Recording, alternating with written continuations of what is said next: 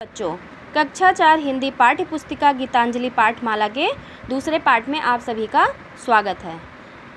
बच्चों, दूसरे पाठ में एक मिट्ठू बंदर की कहानी है और इस कहानी के जो लेखक हैं वो मुंशी प्रेमचंद्र जी हैं। तो बच्चों, इस पाठ को हम जो है 2 भागों में पढ़ेंगे। पहले भाग में हम प्रेमचंद्र जी के बारे में जानेंगे और साथ ही इस कहानी के बारे में भी पढ़ेंगे व समझेंगे। तो आइए बच्चों, हम मुंशी प्रेमचंद्र जी के बारे में कुछ जानकारियाँ प्राप्त करते हैं। प्रेमचंद्र हिंदी और उर्दू के सर्वाधिक लोकप्रिय उपन्यासकार थे, कहानीकार एवं विचारक थे। उनका मूल नाम धनपत राय था। भारतीय उपमहाद्वीपों में सबसे यशस्वी लेखकों में से वो एक थे। तो आइए बच्चों, हम इस कहानी के बारे में पढ़ते हैं और साथ इनके भाव को भी समझते हैं और जानते हैं। वैसे तो बंदरों के तमाशे तुमने देखे होंगे। मदारी के इशारों पर बंदर कैसी कैसी नकलें उतारता है। उसकी शरारतें भी तुमने देखी होगी। तुमने उसे घरों के कपड़े उठाकर भागते भी देखा होगा। पर आज हम तुम्हें एक ऐसे बंदर की कहानी सुनाते हैं जिसे बच्चों से मित्रता निभाने में बहुत सुख मिलता है। तो बच्चों, वैसे भी आपने बंदरों को देखा होगा, जैसे घरों की छतों पर आ जाते हैं। अगर छतों पर कपड़े सूख रहे होते हैं तो वो लेकर भाग जाते हैं। कोई सामान पड़ा होता है तो उठाकर इधर उधर फेंक देते हैं। पर इस कहानी में जो इस बंदर की बात की गई है वो बाकी बंदरों से बिल्कुल अलग है, भिन्न है। कुछ दिन हुए लखनऊ में एक सर्कस कंपनी आई थी। उसके पास शेर, भालू, चीता और कई तरह के जानवर थे। इसके अलावा एक बंदर था जिसका नाम था मिट्ठू। लड़कों के झुंड रोज इन जानवरों को देखने आया करते थे। मिट्ठू ही उन्हें सबसे अच्छा लगता था। उन्हीं लड़कों में से गोपाल भी था। वह रोज आता और मिट्ठू के पास घंटों बैठ जाता था। तो बच्चों, जो सर्कस कंपनी होती है वो तरह तरह के जानवरों को पकड़ते हैं और अपने सर्कस में शामिल कर लेते हैं और उनसे तरह तरह के काम करवाते हैं। तो इसी प्रकार ये एक सर्कस कंपनी और भी थी जो ये लखनऊ से आई हुई थी। और इस सर्कस कंपनी में बहुत सारे अलग अलग जानवर थे, लेकिन उनमें से एक बंदर था जो लोगों को बहुत पसंद था। बच्चों, घंटों चुपचाप बैठा रहता था। उसे शेर, भालू, चीता आदि कोई जानवरों से लगाव नहीं था।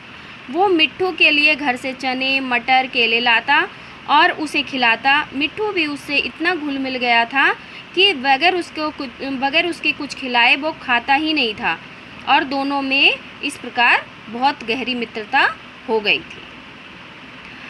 तो एक दिन गोपाल ने सुना कि सर्कस कंपनी वहाँ से अब दूसरे शहर जाने वाली है। तो बच्चों, जो सर्कस कंपनी होती है वो एक जगह नहीं रुकती है। वो एक शहर से दूसरे शहर में जाती है और वहाँ पे जाके वो अपने सर्कस को दिखाते हैं। तो इसी प्रकार ये भी सर्कस कंपनी अब दूसरे शहर जाने वाली थी। तो ये बात जब गोपाल को पता चला तो वो बहुत दुखी हुआ और रोता हुआ अपनी माँ के पास आया और बोला, अम्मा मुझे एक अठन्नी दो, मैं जाकर मिट्ठू को खरीद लाऊं। वो वहाँ से आकर अपनी माँ से अठन्नी मांगने लगा। उसने कहा कि मुझे अठन्नी दो और मैं उसको खरीद कर ले आऊँ। वो ना जाने कहाँ चला जाएगा, फिर मैं उसे कैसे देखूँगा और वह मुझे कैसे देखेगा, तो वो रोएगा। उसने कहा कि अब ये सर्कस कंपनी पता नहीं कहाँ जाएगी, तो उसके बाद मैं उसे कैसे देखूँगा और वो मुझे कैसे देखेगा। तो इसलिए आप मुझे अठन्नी दे दीजिए और मैं मिट्ठू को खरीद कर अपने घर ले आऊँ। माँ ने समझाया कि बेटा, बंदर किसी को प्यार नहीं करते हैं। वह तो बड़े ही शैतान होते हैं, या वो सबको काटेगा और बेकार में उल्हाने सुनने पड़ेंगे। उल्हाने यानी ताने। तो उसने कहा कि यहाँ पर लोगों को बेकार में काटेगा और लोग मुझे उल्हाने और ताने सुनाएंगे। लेकिन गोपाल पर माँ के समझाने का कोई असर नहीं हुआ। आखिरकार माँ जो है मजबूर होकर वो उसे एक अठन्नी निकाल कर दे दी।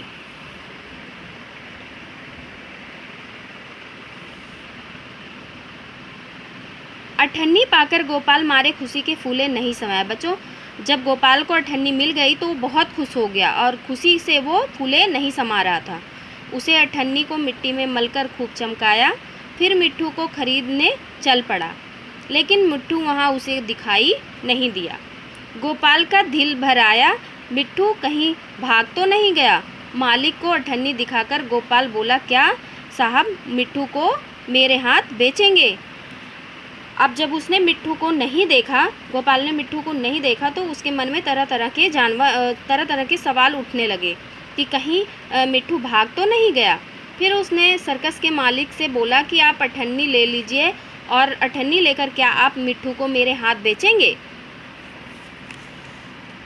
मालिक ने चुपचाप सुन लिया और कोई जवाब नहीं दिया और मिट्ठू को इधर उधर ढूंढने लगा। और मालिक ने गोपाल की बात सुनी और उसका कोई जवाब नहीं दिया और मिट्ठू को इधर उधर वो ढूंढने लगा। वो उसे ढूंढने में इतना मग्न था कि उसे किसी बात की खबर ना थी। गोपाल जो है मिट्ठू को ढूंढने में इतना मग्न हो गया था कि उसे ये नहीं पता था कि गोपाल चीते के कटघरे के पास जाकर खड़ा हो चुका है, और गोपाल को ये भी नहीं पता था कि वो चीते के कटघरे के पास जाकर खड़ा हो गया, पिंजरे के पास। गोपाल को पिंजरे के पास खड़ा देखकर चीते ने पंजा बाहर निकाला और उसे पकड़ने की कोशिश करने लगा। गोपाल तो दूसरी तरफ ताक रहा था, और जब गोपाल को अपने पिंजरे के पास देखा चीता तो उसे पकड़ने की कोशिश करने लगा, और गोपाल का जो ध्यान था वो मिट्ठू को ढूंढने में लगा हुआ था। उसे क्या खबर थी कि चीते का तेज पंजा उसके हाथ पकड़कर खींच लेगा। अब गोपाल को ये नहीं पता था कि चीते का तेज पंजा जो है वो उसे पकड़कर अपनी तरफ खींच लेगा। इतने में मिट्ठू ना मालूम कहाँ से आकर उसके पंजों पर कूद पड़ा और पंजों को जो है वो दांतों से काटने लगा। इतने में चीते ने अपनी दूसरे पंजे से मिट्ठू पर वार कर दिया। चीते ने उसे ऐसा घायल कर दिया कि वह वहीं पर गिर पड़ा और ज़ोर ज़ोर से चीखने लगा। बंदर मिट्ठू की ऐसी हालत क्यों हुई थी? क्योंकि वो गोपाल को बचाने के चक्कर में चीते के ऊपर कूद पड़ा था। मिट्ठू की यह हालत देखकर गोपाल भी रोने लगा। दोनों का रोना सुनकर लोग दौड़कर आए। जब दोनों एक साथ रोने लगे तो वहाँ पर जो आसपास के लोग थे वो दौड़कर आ गए। सबने देखा कि मिट्ठू बेहोश पड़ा है और गोपाल रो रहा था। जब लोग वहाँ पर पहुँचे तो मिट्ठू जो है वो बेहोश हो गया था और गोपाल रो रहा था। मिट्ठू का घाव तुरंत धोया गया और मरहम पट्टी लगाया गया। थोड़ी ही देर में उसे होश आ गया। जब वह गोपाल की ओर प्यार भरी आंखों से देखने लगा तो जैसे वो कह रहा है कि अब तुम क्यों रोते हो, मैं तो अच्छा हो चुका हूँ।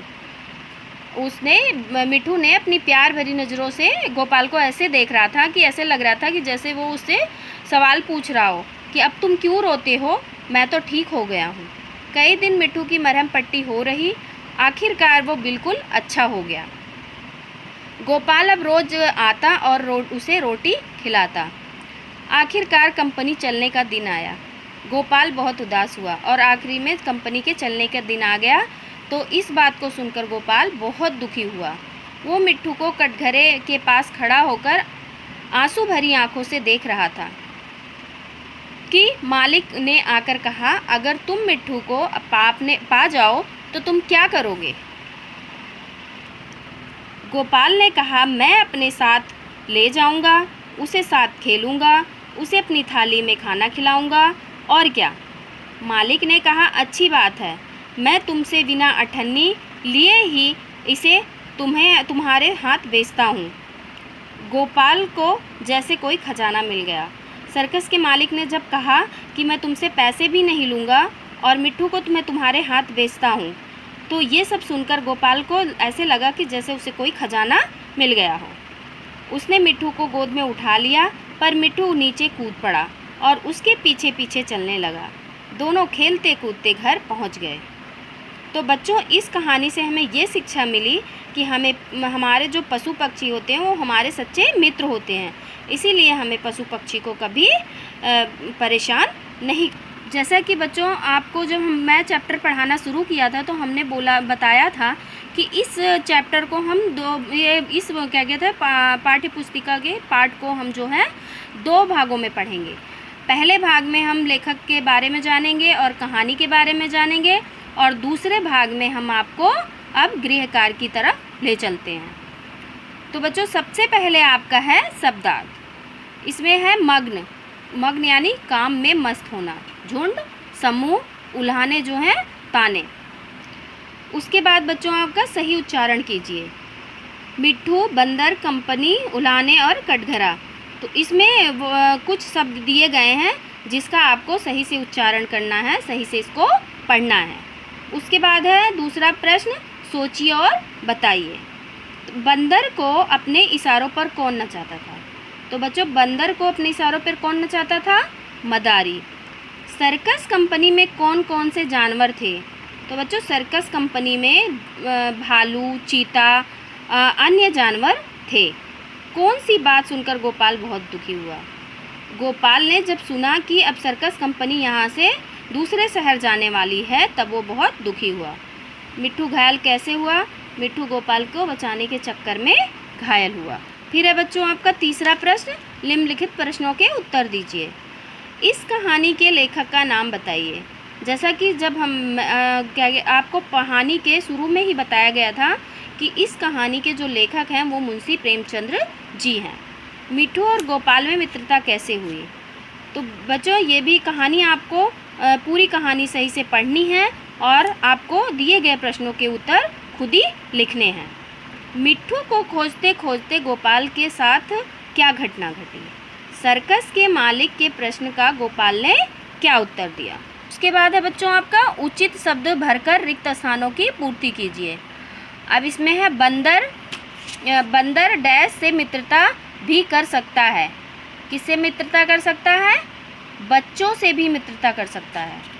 डैश के झुंड में रोज इन जानवरों को देखने आया करता था। लड़के या लड़कों? लड़के देखने आया करते थे। वो न जाने कहाँ चला गया। मिट्ठू की यह हालत देखकर गोपाल भी रोने लगा।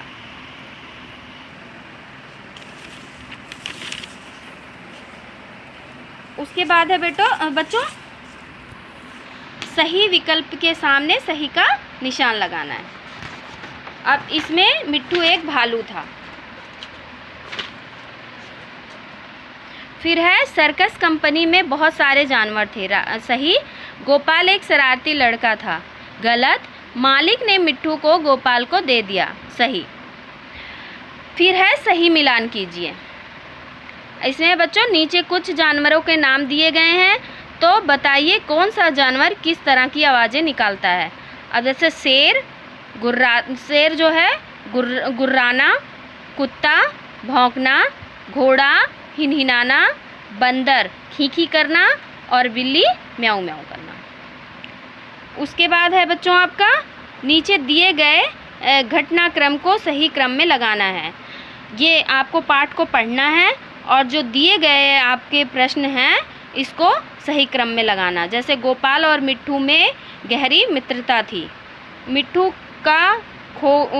का खो जाना, सर्कस कंपनी का लखनऊ आना, मालिक द्वारा मिट्ठू को गोपाल को सौंपना, गोपाल का मिट्ठू के घर मटर, केले और चने लाना। उसके बाद है सर्कस का लखनऊ छोड़कर दूसरे शहर जाने की बात होना, गोपाल के द्वारा मिट्ठू की सेवा करना।